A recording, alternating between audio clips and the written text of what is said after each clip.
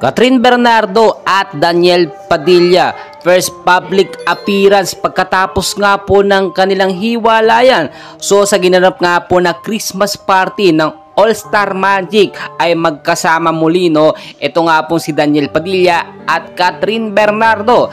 Sabay po silang sumayaw dito at kung mapapansin po ninyo sa video ay iniiwasan po ni Catherine itong si Daniel Padilla. May pagkakataon pa nga po na gustong yakapin ni Daniel Padilla or DJ itong si Catherine, pero talagang umiiwas na si Catherine Bernardo.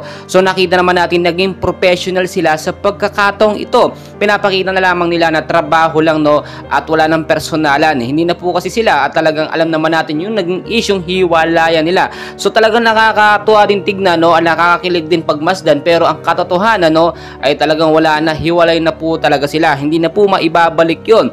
Makikita nyo namang mabuti sa mga video, no, na talagang itong si Catherine ay ilang na ilang po dito kay DJ Daniel Padilla. Samantalang si Daniel Padilla parang hindi po masyadong affected. Parang wala lang sa kanya. It means talaga, no, ang problema ay na kay Daniel Padilla. Well guys, narito ang ilang kaganapan na kung saan makikita nyo ang kanilang naging ganap, no, na pagsasayaw na magkasama sa Star Magic po Christmas party. Ito po ang video, panoorin po natin ng ilang mga video clips at images. Maraming salamat po.